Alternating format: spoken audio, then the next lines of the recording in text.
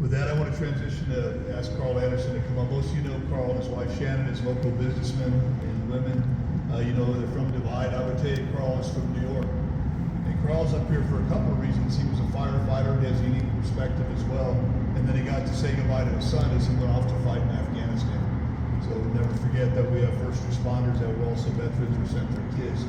And to finish what Steve said, it isn't us who are going to repeat those, it's our children if we don't learn the lessons. We're sending our kids and our grandkids off to war because we don't teach them and have them remember. So with that, I'd like to introduce Carl Andersen, sir. Good morning. Last year at this event, I wore a tie that was red, white, and blue to represent our nation. This morning I put on a black tie, which not just on the morning 9/11 day, but mourning the Kirk family Charles. Our nation is once again in mourning for a senseless act of violence, and it's unacceptable.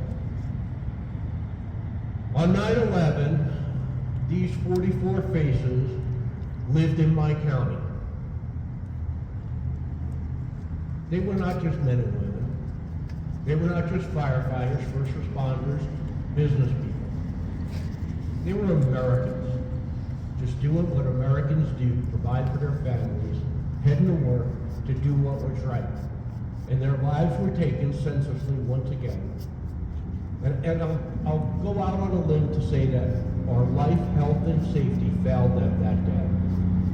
Yesterday, our life, health, and safety failed the Kirk family. We need to learn from these tragic incidences so that it doesn't happen to your family. Happening to our family, and I consider Kirk, I consider every one of these people that lived in my community family. You're my family. Let's not allow this happen here. It is so important to support our first responders, our military personnel, because they are our first line of defense. You all here are our first line of defense. If you see something wrong, if you see something not right, consider it an obligation to call to do something about it.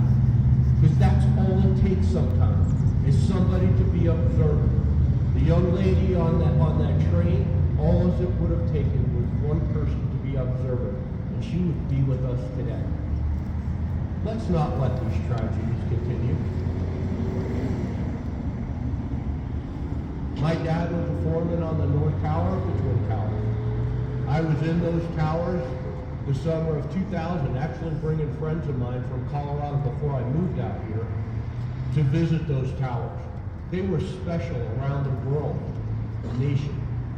And when they fell, when my dad and I were watching the news that afternoon and we were watching things unfold, part of America fell. But you know what he said? We will rebuild it better. And we did. I've had the pleasure of being in the Freedom Tower since then. I've stood at the reflection pools. It's strong.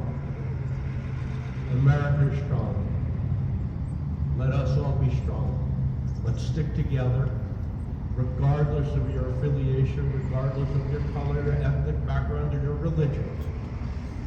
We need to put those little differences aside and stand strong together to protect our children and our grandchildren, so this type of tragedy doesn't happen to them.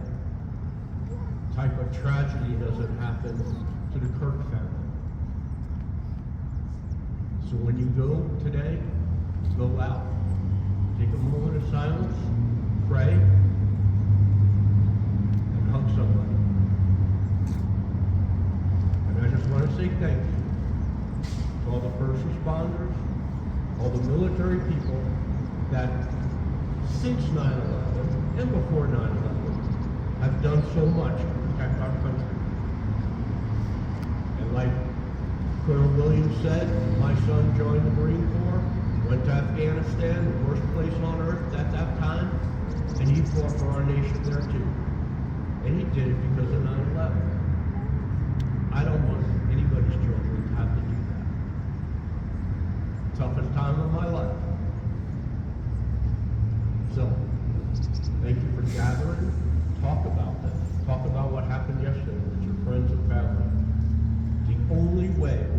stop it is if we look it in the eye, face it, and deal with it. Don't be afraid to deal with what's happened in our nation. Don't brush it under the rug.